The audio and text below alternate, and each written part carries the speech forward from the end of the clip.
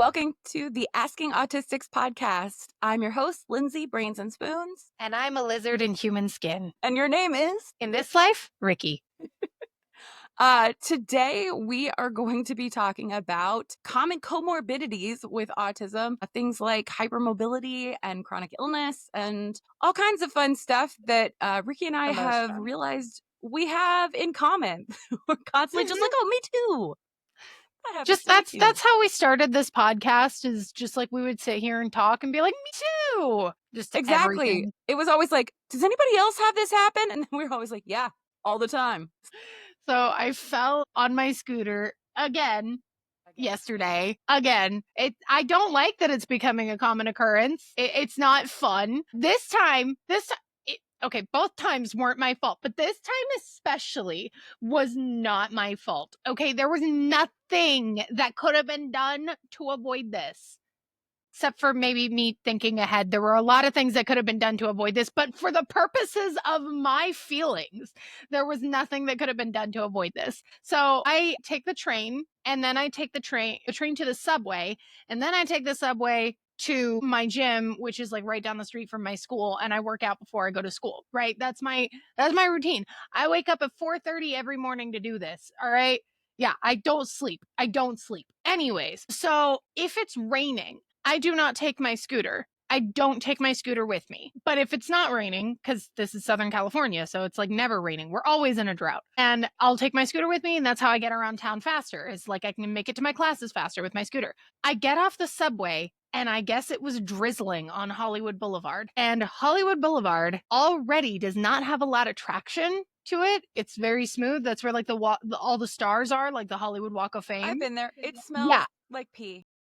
Yes, my nose filters it out at this point because it always smells like pee. But it had drizzled, and that's a very smooth sidewalk. And I'm like, well, it's not like raining, it's just drizzling. So I get on the scooter, and I'm like, all right, I'm just gonna go take it slow. I'm literally driving at like 5 miles an hour instead of my usual like 12 to 15. But I'm driving at 5 miles an hour, and I turn just around the corner from the subway, and my scooter hydroplanes and slips out from underneath me, and I eat shit on the sidewalk in front of everyone on Hollywood Boulevard. The only downside, like the good thing is that my stage combat instincts kicked in this time, and I didn't try and brace my fall. Instead, I rolled out of it, so like I only wound up hitting my funny bone and my hip. But that's better than nearly breaking my arm like the last time. But the only downside is my scooter came this close to hitting a cop car and didn't hit it. Okay, so you didn't hurt yourself badly, and you didn't crash into a police car. Okay. So that's okay. You know what? That's a good thing. That's a good thing, because I probably can't afford the property damages of that. But my taxes pay for it when I pay them. So here's the real upside, the bright side that I'm looking for. All right. When I fell on my scooter the first time, I broke my left arm. I fell on my left side. This time, I fell on the right side. So now it's officially even. Now all I have to do is get hit by a car on that side, and my body has evened out. No, I feel like I need to find something wooden. Knock on it. No.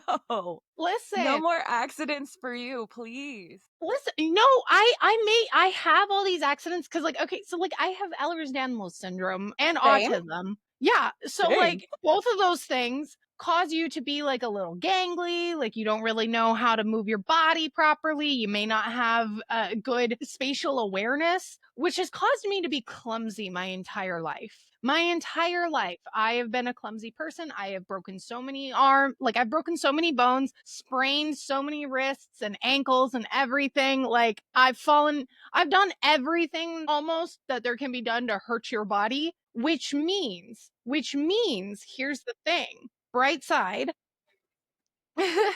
Here's the bright side, though. Because I have spent so much time injuring myself, it means that every time my body has grown back together, it's grown back together stronger. So I'm a Terminator now, fishes. I'm a Terminator. You think the machines can come for me? No, machines. I've already broken everything. I'm already an endoskeleton as is. So you can fight me. I will be like Sarah Connor. I wish that was how my body healed, but no, I mean, I don't know people could see it, but I have a surgery scar on my left elbow because I slipped and fell. I was like going into Marshall's, right? Like I was just going to the No. store to buy something and just, just slip, just whoop, just on my own 2 feet. There was nothing. It wasn't like it was slippery or anything. It was just me. Can't walk. Yeah. And put my arm out just to catch myself and boop, went completely backwards. Like it broke in half. Because that's also another comorbidity. I mean, besides the common hypermobility things like Ehlers-Danlos syndrome, I have rheumatoid arthritis and like also osteoarthritis. So like when you have arthritis, like your bones and stuff, your joints are not great. So you can really hurt yourself. I mean, that's the situation with all these things is it's really easy, like you said, for us to sprain and break our bodies, dislocate things. That's a huge thing with hypermobility is that we often dislocate things. Used to actually, like as a kid, that's what's harder too, is that when you seek out answers and diagnosis as an adult, and especially the older you get, like if you're 40, like me, your body starts to change. And so it's I am less obviously hypermobile than I was when I was younger. I used to do a lot of those stupid human tricks, like the party tricks, right? Especially as a teenager and as a college student trying to like figure out how to fit in, how to like get attention in a good way. If everybody's going to laugh at you, like at least like you plan for it, right? Instead of it just being like, oh, I did something awkward because my social skills are not as good as I would like them to be. Yay, autism. But yeah, I would do a lot of those like contortionist type things. So I would bend myself into a pretzel. I mean, the W sitting like we've talked about, where you just it's kind of this weird yoga pose where you put your legs backwards and kind of like sit on your tailbone. It's wild. But I would put my feet behind my head completely, like, and cross them then.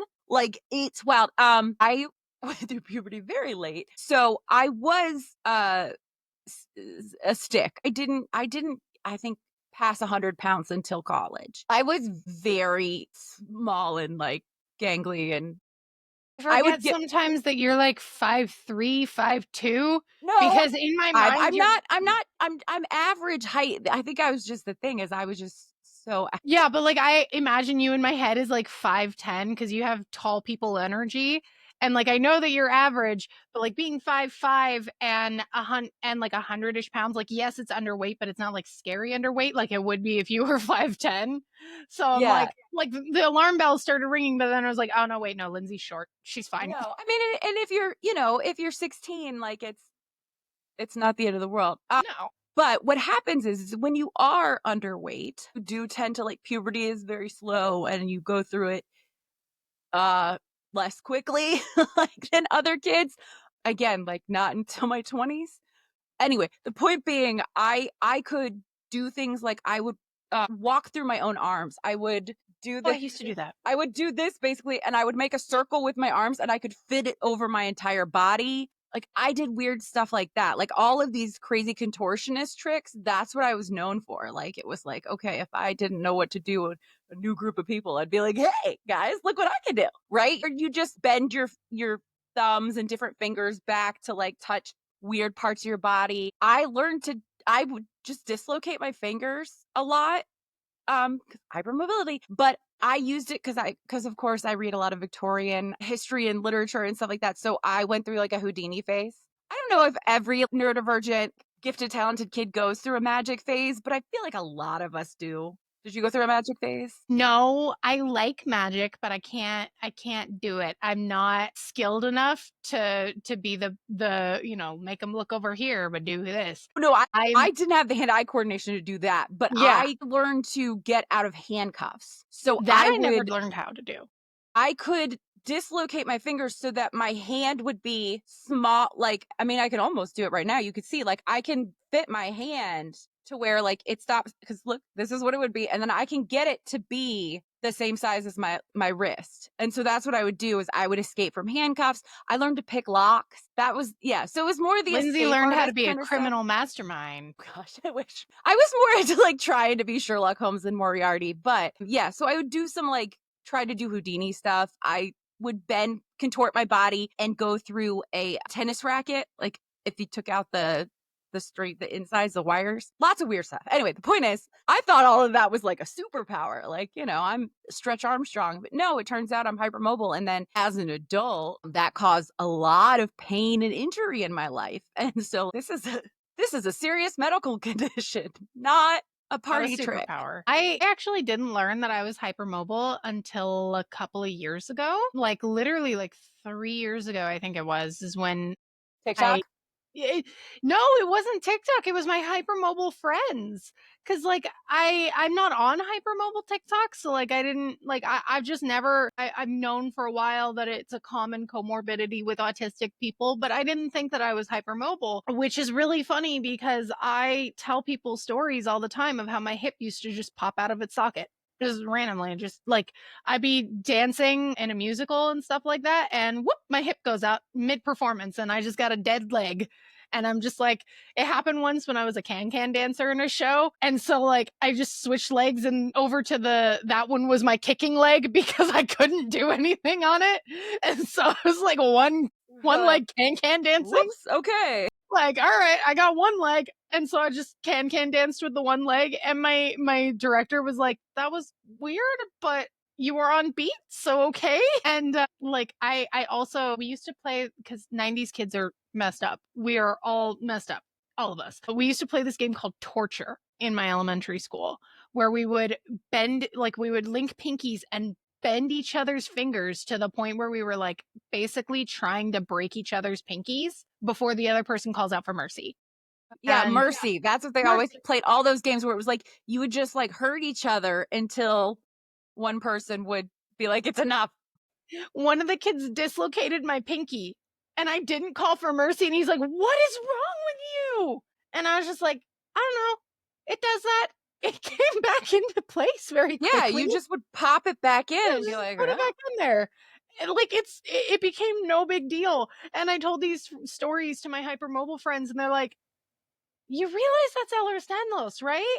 And I was like, nah. And then one day they told me, they're like, Riki, show me how you keep your hands straight, right? Most people apparently keep their hands straight like this. This is me with my hands straight. They bend backwards. This is me straightening my hands. They're apparently not supposed to do that. So that's how I found out I'm hypermobile. I mean, I knew about the arthritis because I got diagnosed with juvenile arthritis is what it's called. But like when you're in your 20s and 30s, like it's still called that because you're not elderly. Basically, they're like, you're not a retiree. You're not in your 60s with this. You're in your 20s, 30s with this. It's still called juvenile arthritis. Anyway, early onset arthritis is what they're starting to call it now. So I knew that I had hypermobility and stuff going on, but in videos, I would be pointing at things and like just moving my body around, and multiple people from the EDS community would comment and be like, do you have Ehlers-Danlos? Like, because you're doing like, Lindsey, you know that that's not normal. Like you're doing some weird stuff with your body here. And it kept being pointed out to me over and over again. And so then I did actually go back to the rheumatologist and be like, hey, so let's fix this. Yeah. Well, I mean, there's nothing you can do. I mean, and that's the other thing too, is I think people who are not chronically ill or disabled do not fully comprehend what the medical system is like. And because you watch these shows, right? You watch House MD, you watch Grey's Anatomy ER, and they constantly are like playing detective and figuring out what's wrong with you and running all of these very rare tests and coming up with answers and special treatments for you. That does not happen in real life. Like that's medical fantasy is what that is called. And that's, I mean, sometimes that's my favorite genre of fantasy. Like it's okay. Like some people want to watch Middle Earth. I want to watch doctors doing a good job and listening to patients. You know, you said that you always wanted to be Sherlock Holmes. Did you know that House is actually based off of Sherlock Holmes? Yes, I do. Of course you know that. You're Lindsey. Right. I was like, are you kidding me? That was like that is a spinoff of my special interest. Yes. I really like House because House is also, well, again, any Sherlock Holmes spinoff is going to be autistic. Which is, I mean, part of what I love about it so much. But yeah, so House is one of those representations of autism, but it's that still that like grouchy, too direct, or you're mean. But I think like I we think do they know. get away with it because of the fact that they don't call him autistic. Like, I think like, does it suck? Yeah. Um, but at the same time, it's like, I don't know. It's complicated because like House doesn't feel to me the same way like Sheldon Cooper feels. Like, Right. Oh no, well that's because House is the hero. Nobody's punching down. that's He's true. not the House comedic punches relief. down on everyone else. Right. But it's also though that show is complicated. I need to go back and watch it again. Like there's good and bad things about it. But Yeah.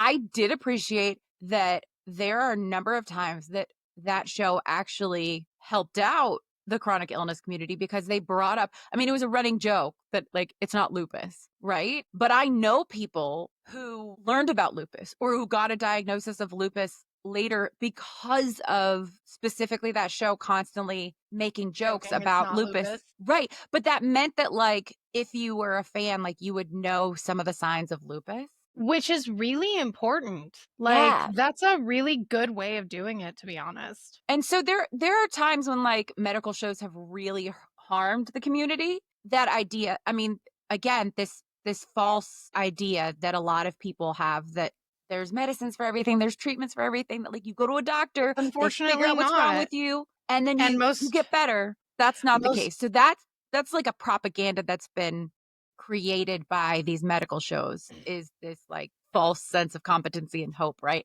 But at the yeah. same time, there are moments where they have episodes about different diseases or medical conditions, genetic conditions that then turn around and educate the public and people go, that's me, that's what I have. And like then they're able to go to a doctor and be like, hey, have you ever thought about this rare thing? And they're like, oh my gosh, please run this test for me, and then they get diagnosed with something and get You know help. what's really interesting though about House specifically? Because like in the area of like, oh, trying all the wacky treatments or like the rare diseases always being spotted, like in that sense, it's medical fantasy, right? And in the sense of them working their hardest to find this medical anomaly, that's unrealistic. But then you watch House in the clinic and the way he talks to and treats the patients, that is the most realistic doctor show I have ever seen, because I cannot tell you how many times I have had doctors talk to me the exact same way that he talks to his patients. And everyone in the show, like all of the other characters, act like, he's actually a bad person and he's an anomaly for doing that. And I'm just like, have you never been to a hospital? That's what they're all like, okay? They are all like that. Yeah, especially male doctors from that generation. Oh, yeah. They were taught that everybody is lying about their pain, that everybody is drug seeking, and that like you should ignore most of what your patients say. It is wild.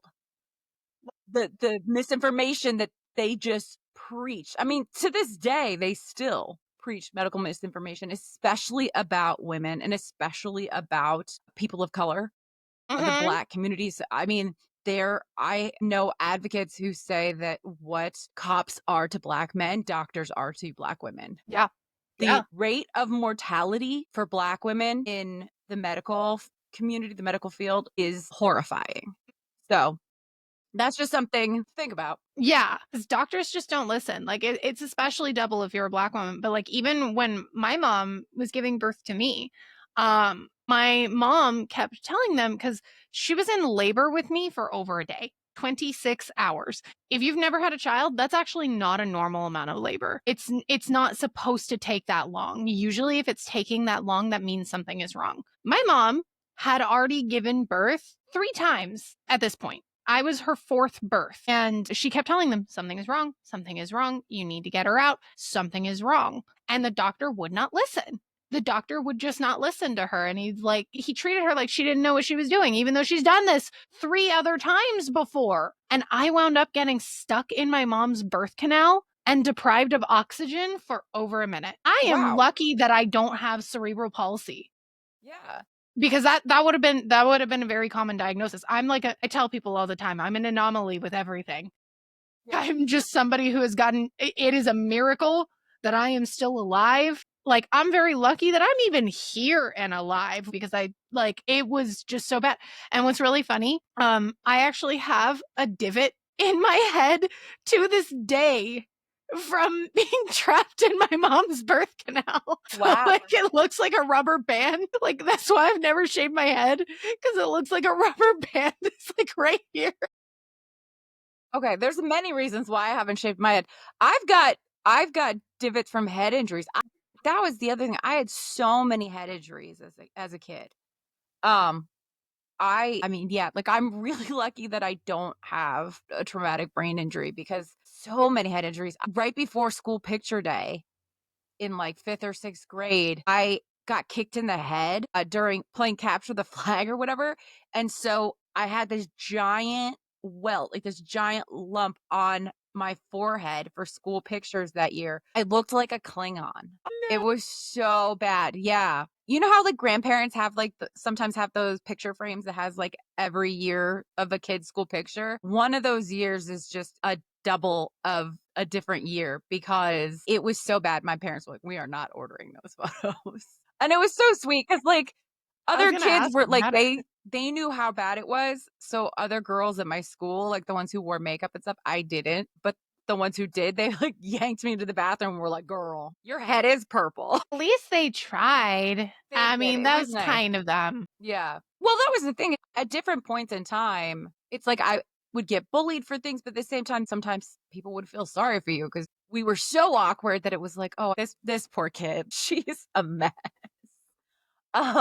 Yeah. Oh, but back to the hypermobility stuff is that when you do, if you can see a specialist, if you even are able to, and they don't completely dismiss you and they actually like listen to you and things, there's not really treatment for it. I mean, it's basically just you can start using adaptive items. I mean, we have friends who use different mobility devices to help them. You can get supportive gloves and like finger supports and things. I have friends who wear those. Don't need that yet. I do wear some compression items at times to help, but a lot of it is just like they're like, well, I can send you to physical therapy. That's about Yeah. it. I Yeah. mean, mainly like swimming, like having access to water. And honestly, it's just the bathtub that is I think the most expensive purchase I ever made.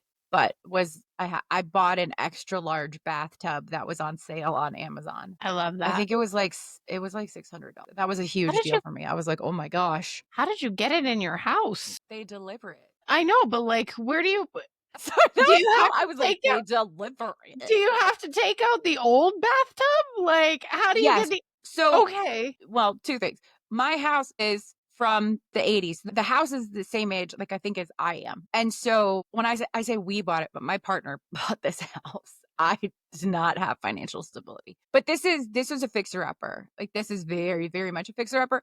And so the original bathtub was rusted out. Like, it had jets or whatever from the '80s.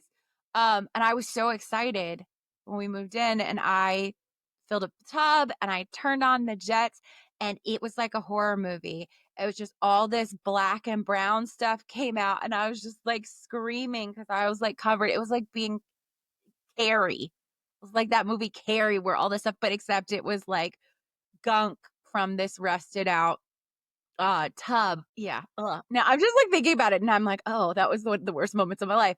I'm just I need a bath just here. No, not a bath. Oh God. I need a shower in the rain with bleach just from hearing about Yeah. So I went for years not being able to take a bath because I had this gross tub. experience. Right. Well, that too, I was also kind of traumatized. So I mean, I was lucky like we got a discount of membership to like the YMCA. And so that's what I would do is I actually for years that because physical therapy was more expensive and so it was like okay then I'll go to the Y and I mean I still to this day like the only workouts that I do when I go to the gym are for people or the silver sneakers is what it's called. So it's the folks who are seniors, your grandparents stuff. So because everybody there has arthritis, everybody there needs to do very gentle exercises so they don't hurt themselves. Everybody there is like, oh, I had this surgery and this surgery. And like, I just fit right in because I can be like, oh my gosh, yes, Ethel. Like I had the Tommy Johns on my left elbow and, you know, and I'm just talking about like not having cartilage in my knees anymore, that kind of stuff. It's Who needs cartilage in your knees?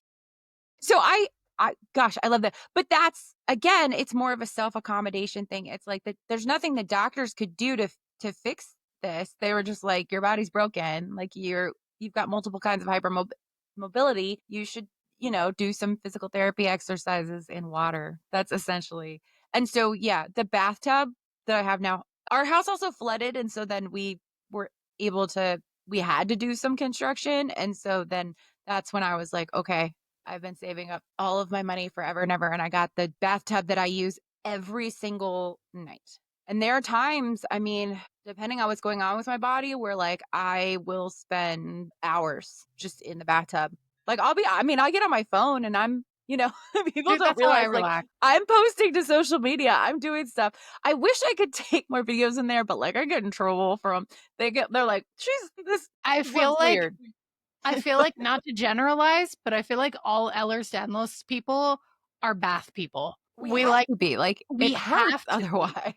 Like, I am such a bath person. I really don't like it's not even that like a sensory thing because I know a lot of other autistic people don't like showers because it's like a sensory issue. It's not a sensory issue for me. It's just the bath is the only place where my body can actually relax. Yes. And it's like Only it time. the only time. And I have a lot of trouble relaxing and just when I'm in like a scalding hot bath cuz like Yes. James Burn has the no idea. pain out. Literally. Like James and I cannot shower together at all. Mildly spicy. But James and I cannot shower together at all because I need the water to be so hot. And he'll reach through. He's like, this is like practically boiling. And I'm like, it could be like 1 or 2 degrees hotter and I'd be fine. Like It's the every same time with heating pads, like, for my other stuff that's going on and for, like, menstrual stuff and whatnot, yeah. yeah, you have to have it on the highest setting or else you can't feel it. Yeah, and people are like, "You're gonna burn yourself," and I'm like, that's kinda the point."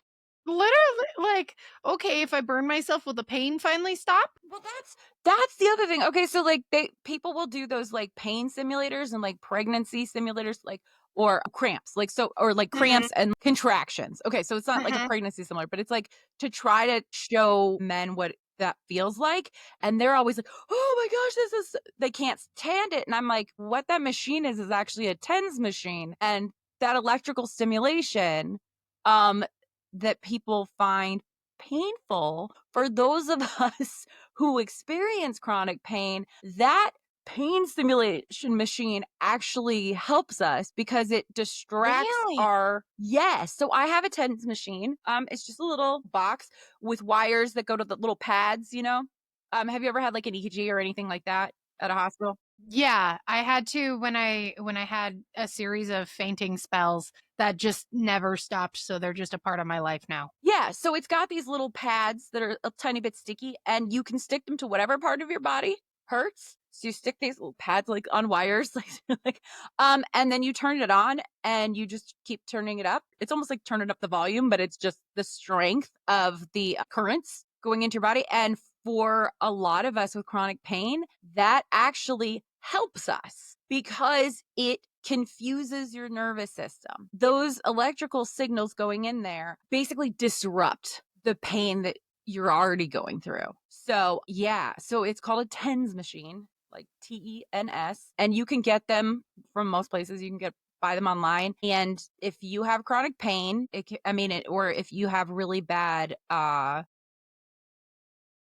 I have the worst cramps, and yeah. I think like because I have a history. My family has a history of ovarian cysts, Huh? and endometriosis. I'm not sure which one of those I have, but I'm pretty sure it's either ovarian cysts or just PCOS. I just haven't gotten tested yet. But my period cramps have just been increasing in their pain like every month almost. They're just getting worse and worse to the point where this last one, I was literally like doubled over in the kitchen, like just on the ground in pain. And James was just like sitting there, like he was comforting me, of course, but he was just like, he was having that panic of, I need to fix this, but I can't fix her body. So there's nothing I can do. And so, like, hearing that, if that can help with period cramps, I'm going to get it. I would highly suggest folks looking into TENS machines. They're great. They're not very expensive, honestly, these days. Back in the day they were, but I mean, everything online now. So now they're not. It's NS, like the number 10. I mean, most of them are battery operated. That's what I would get. Probably at this point, they might even have like rechargeable ones. Who knows? They're fancy. And I just get one that has like a little clip or like that's small so I could stick it in my pocket, because then you could have it on and you could actually go about doing some things in your day while you're having pains.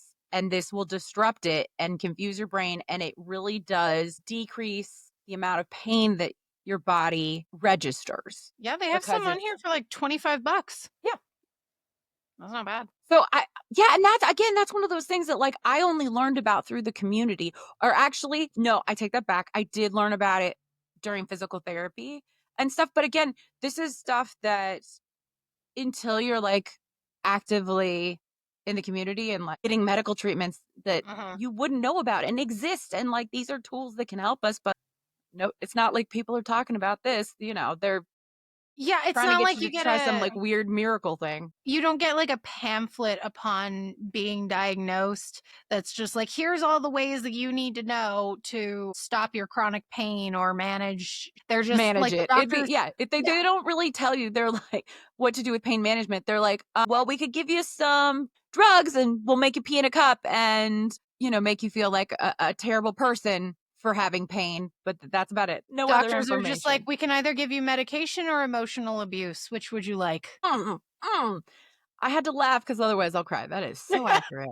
It's just like, it's so, and they're more likely to give you the emotional abuse because they think that you're just lying about your pain medication so that you can get narcotics. And I'm just like, I don't want any of that. I just want to not be in pain. Well, and then we know that if you're autistic, ADHD, and a lot of neurodivergent folks react differently to medications. Yeah. And these are all things that like haven't been studied up until the last few years, y'all. And that is one of the things that's so frustrating about this regime cutting all of the funding for scientific research is that we were finally getting research about women and about especially neurodivergent people and how different things affect us, how comorbid things are. Comorbidity again means that it is a common co-occurrence, something that you have more than one medical condition at the same time and that they often go together. There's a high probability that if you have one, you've got the other. That's what that means. Like Ehlers-Danlos and autism or autism and ADHD. Just hypermobility and autism, I would say, is a huge one because there's a number of things under that umbrella. Yeah, gotcha. But yeah, that is a huge thing. And so did you know that Ehlers-Danlos actually, because a lot of people don't know this, I didn't know this, and this is something that I struggled with my entire life. Ehlers-Danlos syndrome can affect your pain medication tolerance and anesthesia tolerance. I found that out recently. Cause like my, I always believed that it was because I could cause there was this weird thing that my dentist said to me once where like he was shooting me up with like literally the max amount of pain medication that he was legally allowed to give me. And I still felt everything. I felt everything. And my dentist said to me, he's like, wow, you could really hold your alcohol, I bet. And I was like, oh, I guess that's the same thing. No. I'm drunk off of like 2 shots now.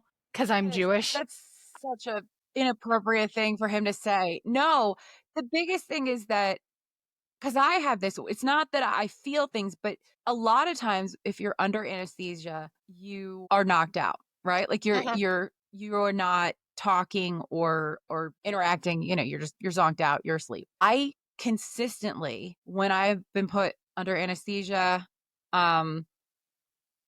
keep talking. I don't remember any of it, but I'm like kind of a walking and talking. I would say a zombie, but kind of. I hope that she deleted this, but a friend of mine was my like emergency call when this arm was broken and they put me under anesthesia and I kept talking and was explaining the origins of the phrase fuck a duck. Knew that it was going to be something having to do with birds because I was just like, you cut off Lindsay's ability to stop herself from speaking, she's gonna info dump to you about one or two things: birds or common phrases that started in like the Victorian era. And I'm so glad that it's both. So that I explained to them that male ducks have a horrifying appendage. They have a corkscrew penis, and it is an awful, awful experience for female ducks. But yeah, who knows, because I again was anesthetized, but apparently like kept going, and they were like, she should have been knocked out. And like they realized, like, again, like it was very zombie-ish, like I wasn't coherent, but like I was still so yeah, so then like later when I like woke up, when I was like cognizant, I had a nurse come in and was like, hey, and I was like, hi, I'm Lindsay, like nice to meet you. And she was like, yeah, I know, I heard about you.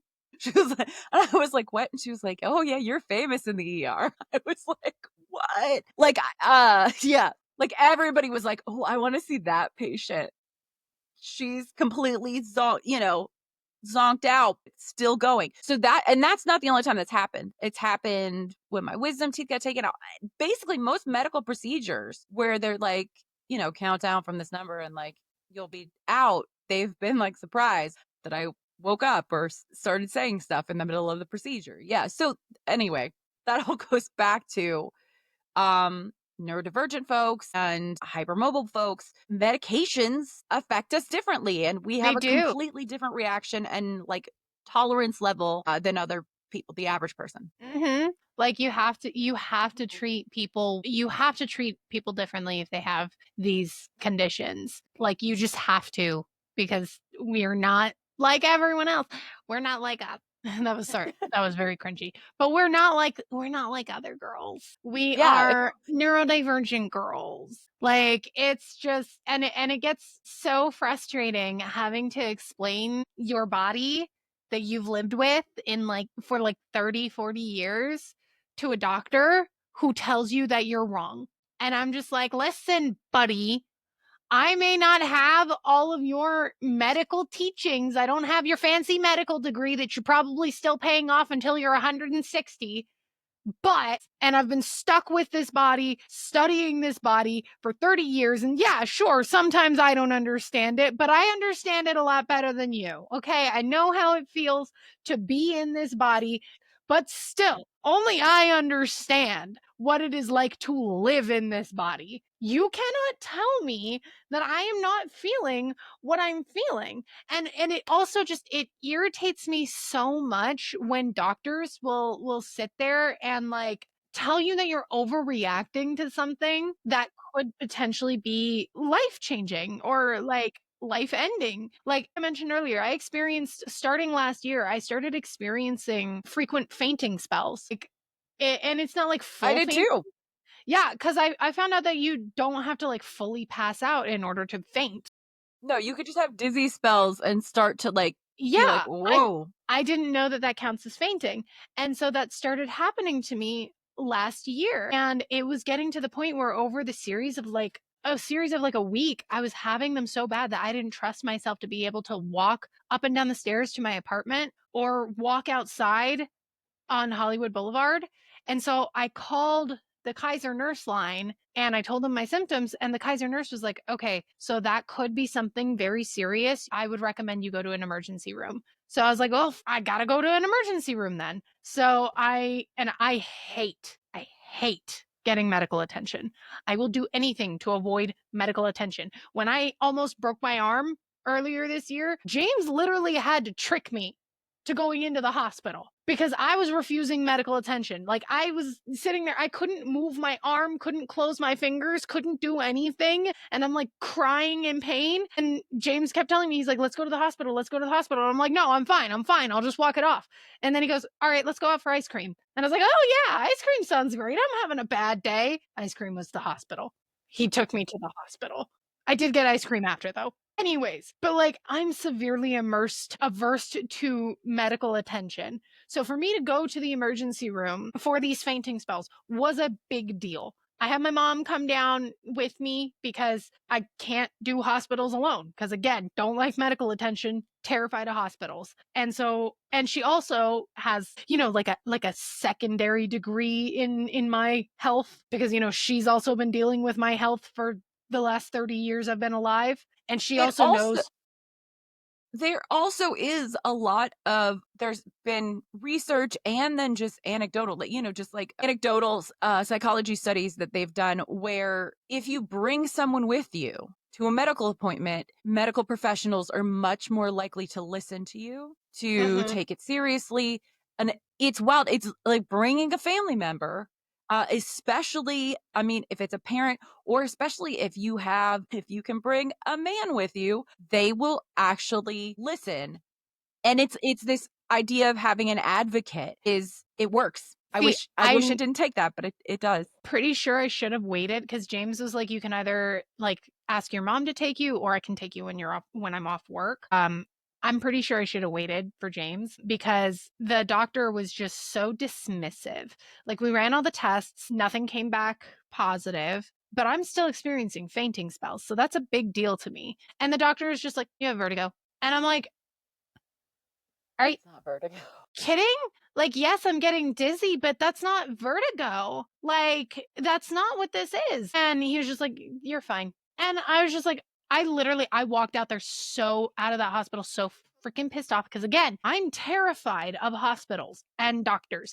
I don't like them. I've been chronically ill my whole life, and that has given me a fear of them because of how many times I've been sent to the Medically hospital because I have. traumatized. Yes, I am. Yeah, because I grew up in and out of hospitals from the time I was born, because I was, and like I would get so sick, and this still affects me to this day, but like if I get a fever and I start throwing up, I need to be hospitalized because my body can't regulate its temperature at that point, and I will severely dehydrate.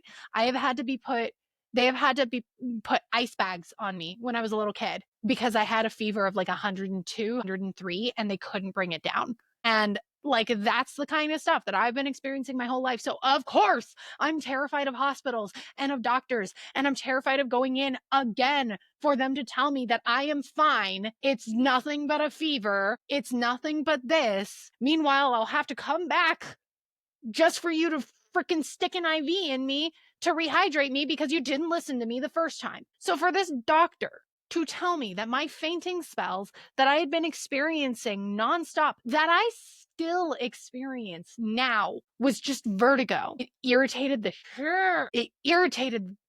me to no end, because like I literally walked out of that emergency room and I was just like, I knew I shouldn't have freaking come here. I knew I shouldn't have come.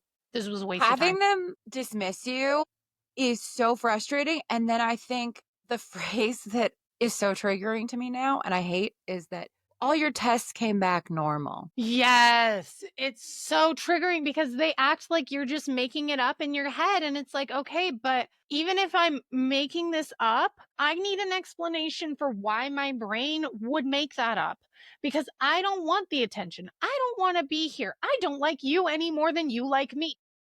Pay all this money. Who wants that?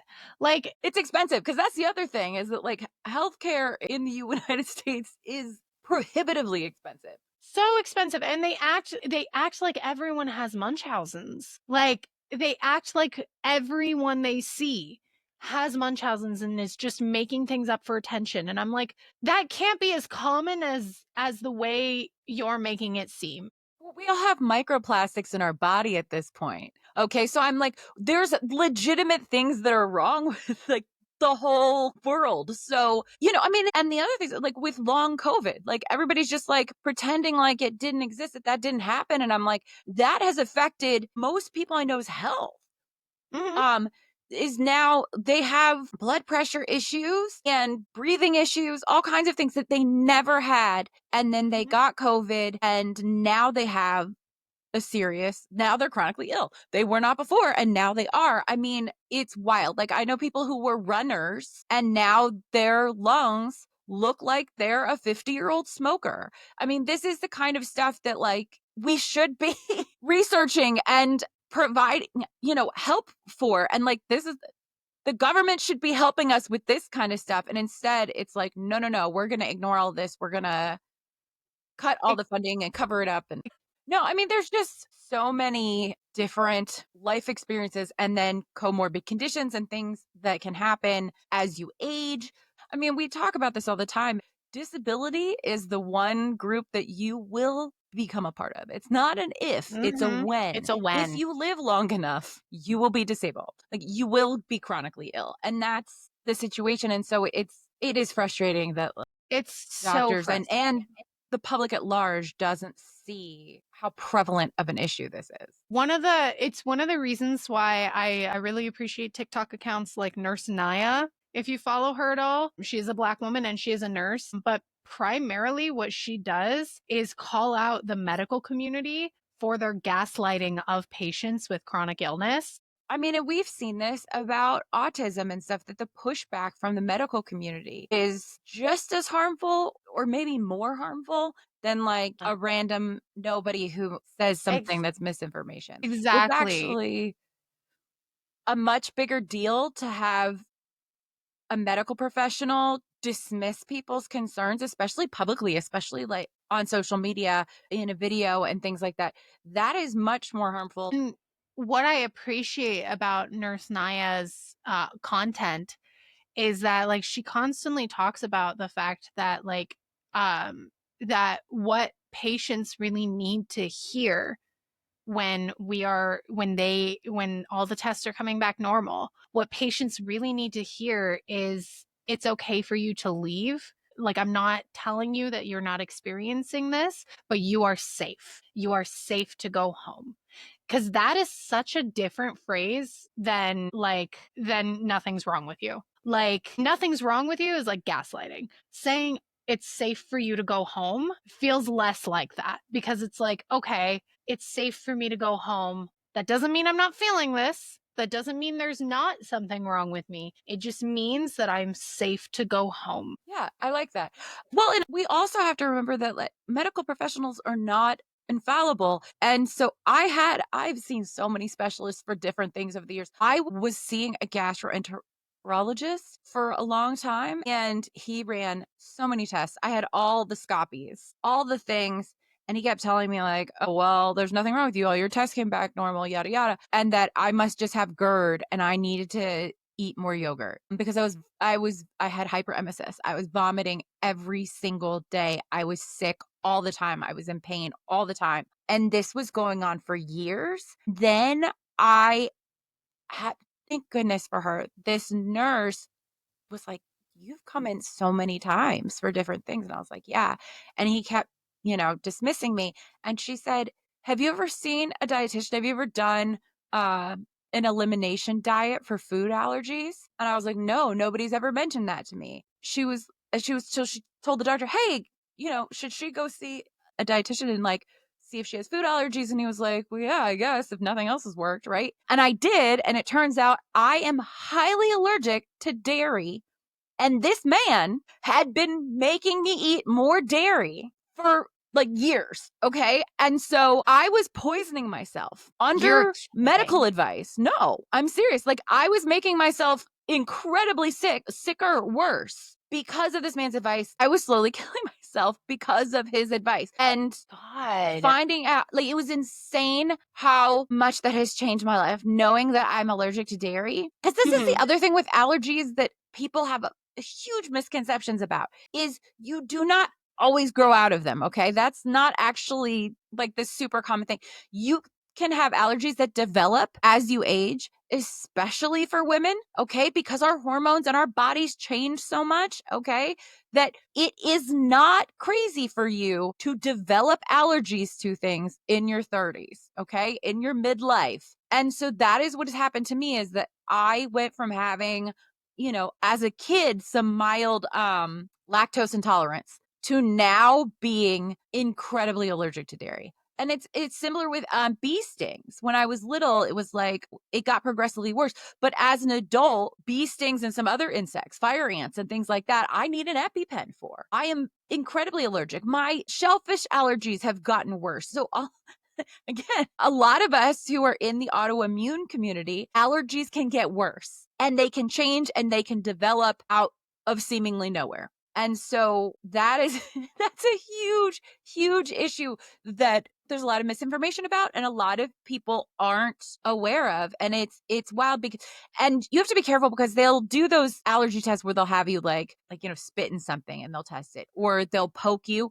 and to see if your skin has a reaction. That does not actually test a lot of internal digestive allergies. Okay. You have to go through an elimination process. Like you have to go through that to determine the cause of like a dietary allergies.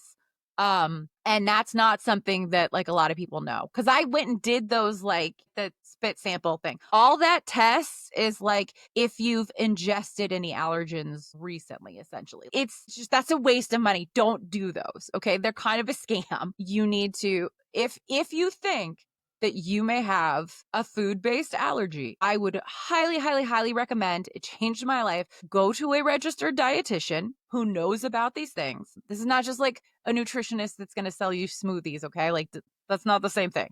You need to go to somebody who's been to school specifically for this stuff. And it can be a very long process. It's not fun to do an elimination diet. Basically, they get you to where you're just having like water and rice. Like you're just like, but it resets your body. And then you, one at a time, you'll add different food groups and things. And there's different types of elimination diets. Again, you do this with a professional and they keep tabs on everything. It's not a fun process to go through, but like I said, it saved my life. So I am like, thank you. Thank the Lord for dietitians and for nurses and people who actually listened to me and helped me out, because I've had doctors who dismissed me or who gave me the wrong advice and were making me worse. So I know you were more active on Threads. Oh yeah, I'm on Threads. Yes. Follow me on Threads, everyone. Yes, follow you on Threads. You're like a big deal on Threads. I'm a big deal.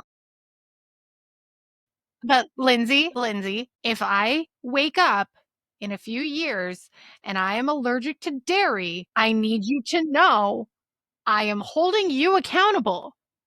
And you will get a very angry worded letter from me, ma'am. Because I need my cheese, okay? I'm already lactose intolerant, all right? So, like, technically, I'm already a little bit allergic to dairy. But I suffer anyways because Mama needs her cheese.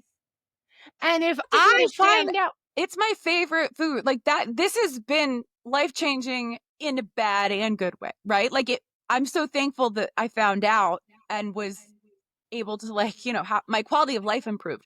But at the same time, I miss cheese so much. Like I refused to go on a second date with a guy because he said he didn't like cheese dip. And I was like, that's my favorite food. Like I can't, if you don't like queso, then like we don't need to talk. Right? I was like, no, okay, bye. Right. So I was a connoisseur of cheese dip and queso from every single restaurant. I still am in the Atlanta area. I can't. Like it's one of those things that is awful and I miss it, but I don't miss the health issues. Vomiting every day. I don't miss the pain and the suffering that I went through. Like it's awful. Oh, so I was going to say I've had very, very few popular threads, but this one, I was proud of this one. Just got an email from the gastroenterologist that dismissed my concerns with all your tests are normal and eat more yogurt for years before a dietitian discovered I have a severe dairy allergy. Turns out he's retiring and they want patients to send him e-cards. So I sent him an e-card and I posted it on here. Dear Dr. S, your bad advice poisoned me for 3 years. Thank God you can't hurt any more women. Happy retirement. Lindsey, that is the pettiest thing I have ever heard. I am so proud of you. You know, Lindsey, if Kendrick Lamar taught us anything, it's be more petty. And I am so proud of you for doing it. We live by Kendrick Lamar's advice. Be so petty you win an award. Win multiple awards for being petty. That's award-winning petty.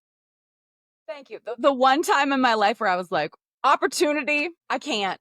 Like, I'm not going to be the bigger person. I was like, this man poisoned me and acted like I was crazy. So that's the lesson for today's somewhat unscripted episode. Be more petty with medical advisors because they can and will be wrong. And also, don't be like Riki. Seek medical attention. If you can. And again, but like it makes a difference. Somebody who is knowledgeable and listens to you and pays attention, like that's makes the difference. Okay.